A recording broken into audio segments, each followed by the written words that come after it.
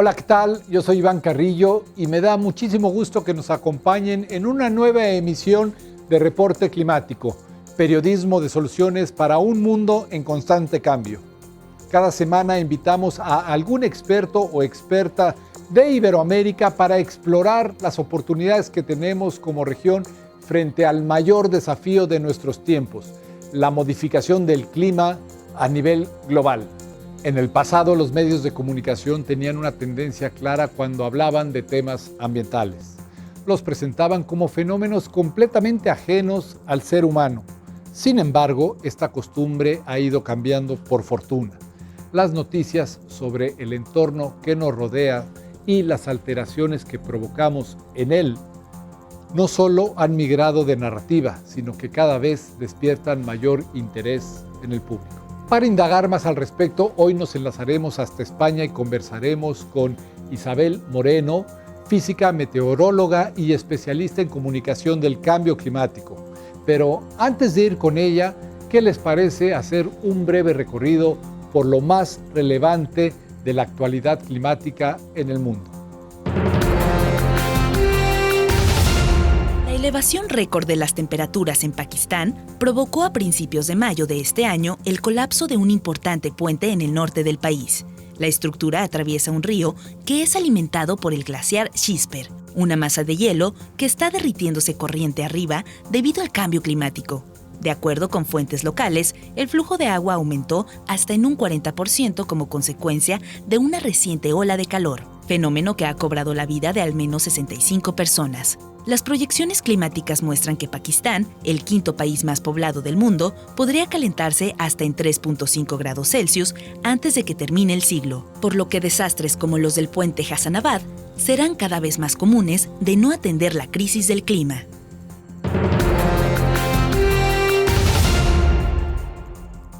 De una u otra forma, en menor o mayor medida, el cambio climático está afectando a todos los seres vivos, y nuestras mascotas no son la excepción.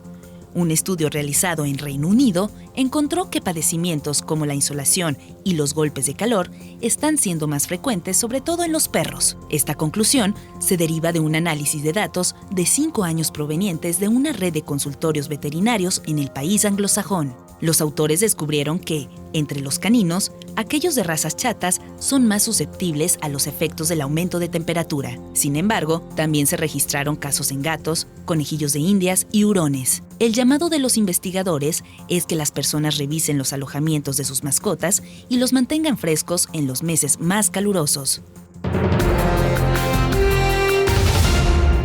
La alteración del clima golpea fuerte a la producción de vinos. Por ejemplo, según reporta el diario El País, en España, los viticultores han notado que con la subida de la temperatura, la evapotranspiración de la vid también se incrementa y demanda más agua para completar sus ciclos naturales.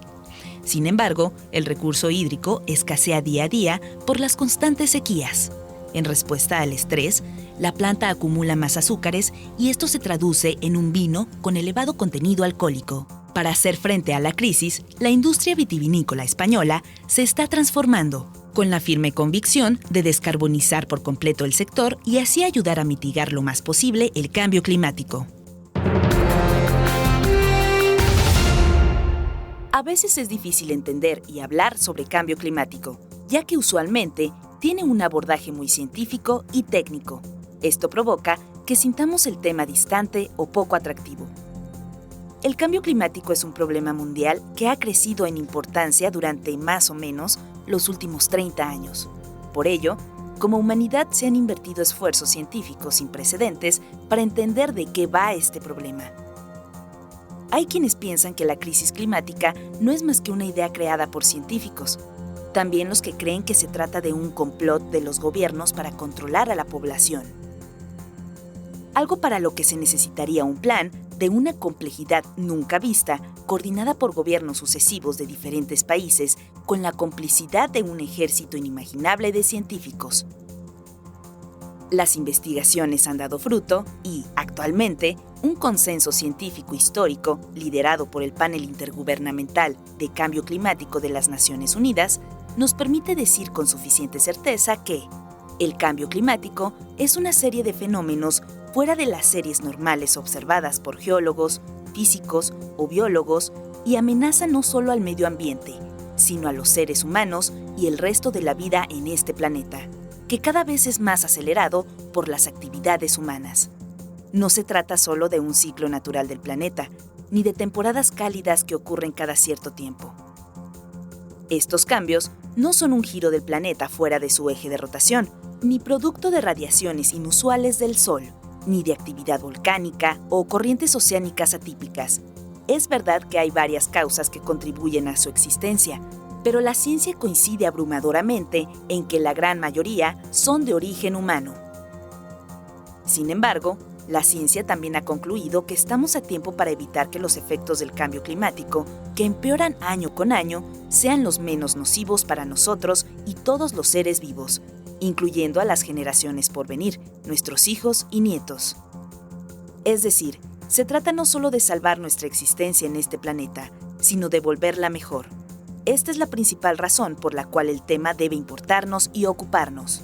Como personas, estamos profundamente influenciados por quienes nos rodean, lo que hacemos, hablamos o pensamos.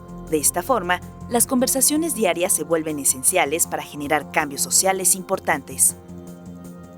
Conversar nos ayuda a abarcar dudas comunes, temas de interés, inseguridades y a entender los impactos que el cambio climático ya está teniendo en nuestras comunidades. Los informes más recientes sobre los impactos actuales y previstos del cambio climático son claros. Nos estamos quedando sin tiempo. El silencio ya no es una opción. Si ni siquiera podemos hablar sobre el cambio climático, jamás podremos solucionarlo.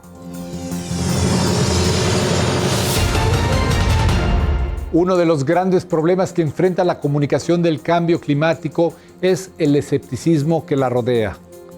De acuerdo con una encuesta realizada por el Pew Research Center en 2018, solo en la mitad de los países la mayoría de la población considera que el cambio climático es una amenaza seria.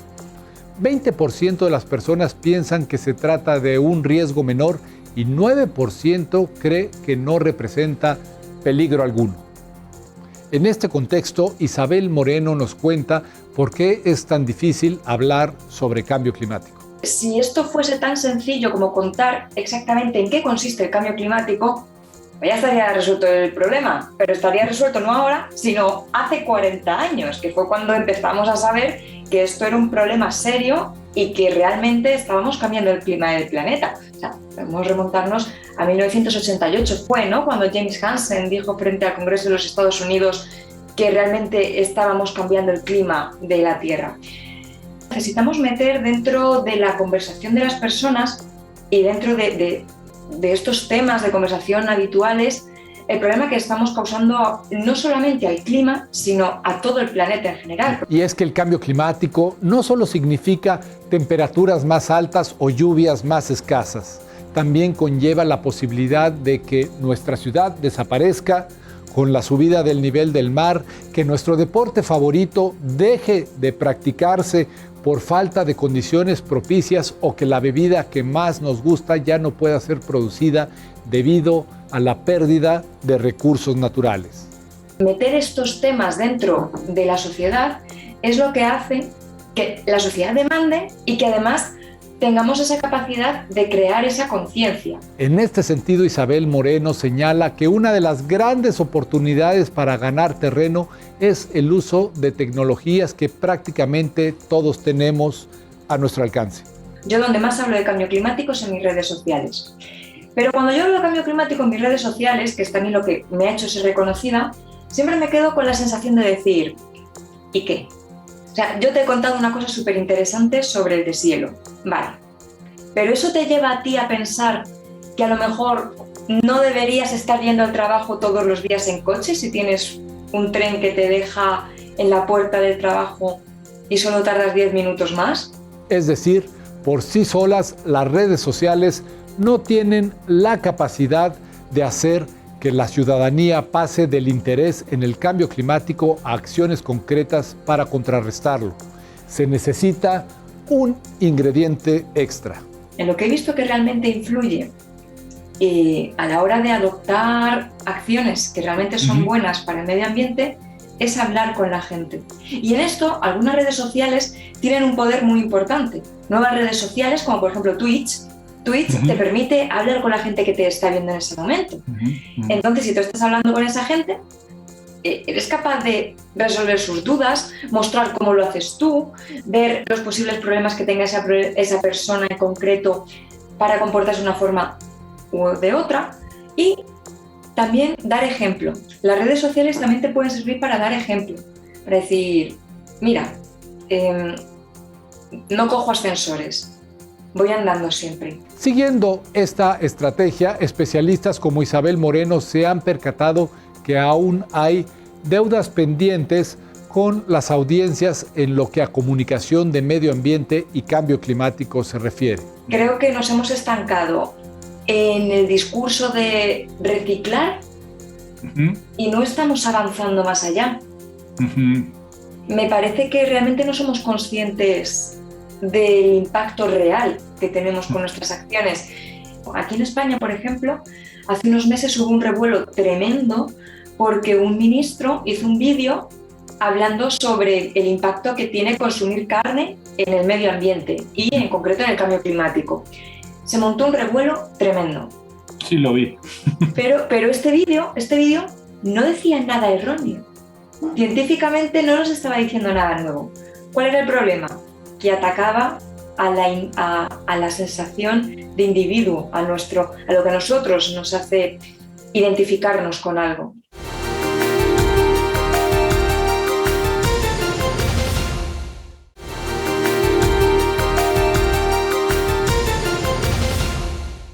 Científicos a nivel mundial han destacado la lucha contra el cambio climático como una oportunidad de reestructurar nuestras economías y sociedades para alcanzar objetivos importantes como la mitigación de la pobreza, la equidad de género, la eliminación de la malnutrición, entre muchos otros.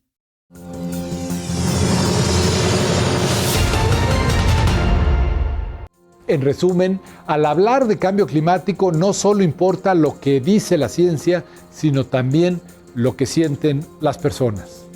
Tenemos que tener otros mecanismos que nos ayuden a tocar esa fibra para decir, vale, es cuestión de identidad, es cuestión de sentimiento de grupo, pero tenemos que cambiar este comportamiento.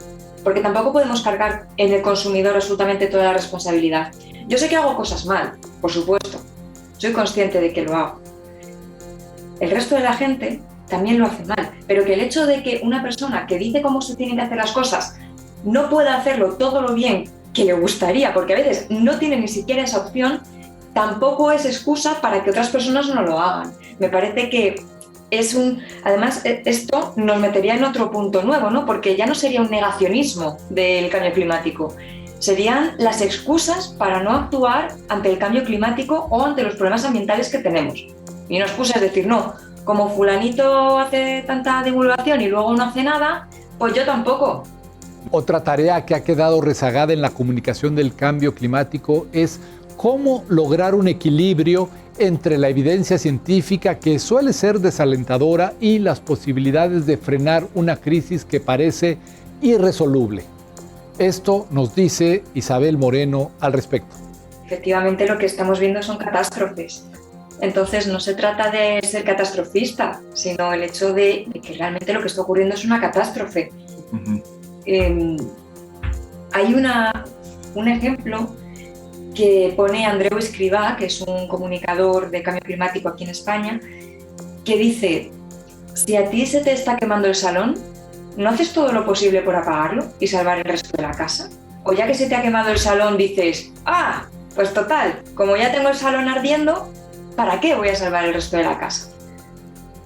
No hay ningún tipo de conflicto entre saber que el problema que tenemos es grave, que no podemos volver atrás en algunas cosas, y no mostrar un mensaje de esperanza, decir, oye, vale, se te ha quemado el salón, pero mira todos los recuerdos que te quedan todavía en la habitación.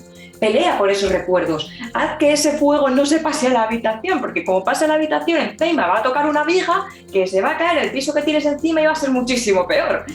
Claro. Necesitamos una comunicación que permee en las conciencias. Entonces, ¿cómo podemos conseguir eso?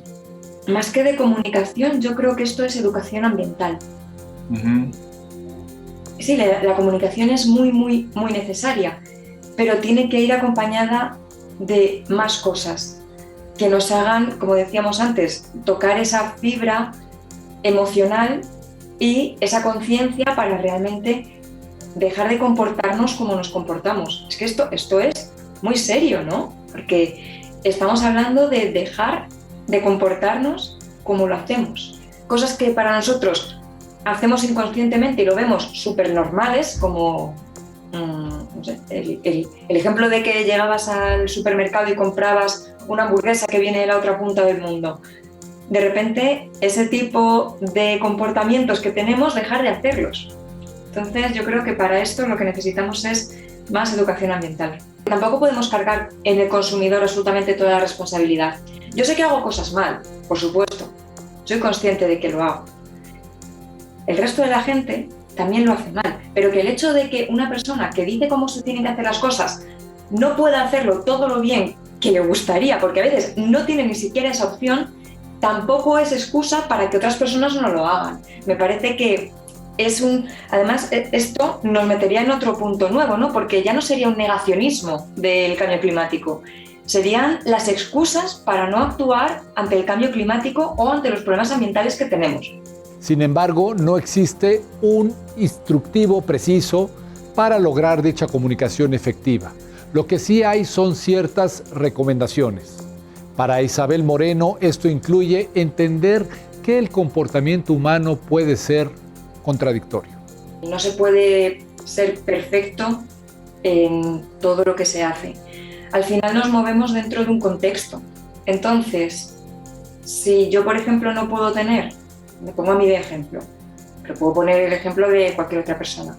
Si yo, por ejemplo, no me puedo permitir un coche eléctrico, o aunque yo tenga un coche eléctrico, si aparco en la calle, no lo puedo enchufar a ningún sitio, no voy a tener un coche eléctrico. Si yo la única forma que tengo para comer barato, porque vivo con, ponte, 300 euros al mes, es comprar carne que viene de la otra punta del mundo, lo voy a tener que comprar. Si vas con prisa y tienes que hacer comida así rapidísimo, vas a coger cosas que sean fáciles de cocinar y entonces tenderás a coger cosas mucho más envasadas o alimentos, como te he dicho, que a lo mejor te vienen de la otra punta del mundo y inentendiblemente son mucho más baratos que los que estamos cultivando aquí, por ejemplo, en España, y lo vas a tener que hacer. Y por ello la comunicación del cambio climático y en general de los temas ambientales debe visibilizar que ideas como todo es responsabilidad del consumidor o la tecnología es la mejor fuente de soluciones no son necesariamente ciertas. Por eso también es necesario que tengamos administraciones y que todo en su conjunto vaya enfocado al mismo sitio. Ahora mismo la tecnología no está a un punto en el que podamos decir a lo mejor que la tecnología nos puede salvar del problema que tenemos encima. Ahora mismo no estamos en ese punto. Nos puede ayudar en algunos aspectos, sí, pero en otros no nos está ayudando. De hecho, cada vez tenemos más tecnología y cada vez emitimos más CO2 a la atmósfera. El último dato creo que fue que en agosto de 2021 se ha emitido un 1% más que en agosto de 2019, niveles prepandémicos. Claro, agosto de 2020 ya sabemos que fue un poquito más bajito, ¿no? Entonces realmente la tecnología ahora no nos está ayudando en algunas cosas. El éxito al dar a conocer estos aspectos a través de la comunicación de cambio climático y la educación ambiental no está garantizado. No obstante, podemos echar mano de ciertos elementos que nos ayudan a influir en las personas para salvaguardar al planeta. Hay muchas soluciones y además, en función de a qué te dediques, cómo es tu vida, en qué sector trabajes, hay que comunicar más esas soluciones. Es decir, mira, puedes hacer esto, puedes hacer esto, puedes hacer esto, porque como decíamos antes, hay un juego con varias emociones. El humor siempre está, o sea, siempre tiene que estar para convencer a alguien de lo que sea, pero también juego con la sorpresa, con el miedo, porque el miedo es una emoción y el miedo también es válido. No podemos basar todos los mensajes en el miedo, no, pero el miedo está ahí. El hecho de que se pueda derretir el permafrost y que puedan volver algunas bacterias que causen enfermedades, eso da mucho miedo y eso es así. y la esperanza. O sea, al final, mezclar el miedo con esperanza, con se puede hacer, podemos hacerlo. Pero en un mundo azotado por el cambio climático antropogénico, ¿realmente hay un lugar para la esperanza? Esta es la conclusión de Isabel Moreno. Yo tengo un optimismo moderado, o pesimismo moderado podría ser. Yo creo, personalmente, que el límite del Acuerdo de París no se va a cumplir. Vamos a sobrepasar ese límite y bastante pronto, además. Bastante pronto, quiero decir, no el año que viene, pero a mediados de siglo. Espero equivocarme, pero yo creo que se va a sobrepasar. Creo que vamos a decir, no, pues ya que se me ha quemado el salón, que se me queme toda la casa. No, creo que nos vamos a adaptar. Ahora bien, ¿cómo nos vamos a adaptar? ¿Nos va a gustar esa forma en la que nos vamos a adaptar? ¿Vamos a adaptarnos en todo el mundo o vamos a dejar a algunos sectores y a algunas personas atrás? Ese es lo que a mí me causa más angustia. Al final, la ciudadanía y la sociedad tienen muchísimo más poder del que se cree. Una persona solo a lo mejor no, pero si a lo mejor eres una persona y consigues movilizar a un montón de personas más, pues a lo mejor ahí empieza a cambiar el asunto. Como el ejemplo de Greta Thunberg, que tendrá sus claroscuros, pero ahí yo no me voy a meter. Lo que está claro es que Greta ha puesto sobre la mesa unos temas que no estaban, al menos en la juventud, o no al menos al nivel al que llegamos a ver en 2019. Recuerda las marchas del clima. Eso ha llevado incluso a crear o a empezar a mover leyes por el clima en algunos sitios. Cuando se ve que la ciudadanía pide cosas, la política hace cosas. Hemos llegado al final de este reporte climático, periodismo de soluciones para un mundo en constante cambio. Yo soy Iván Carrillo y espero que me acompañen en la próxima emisión.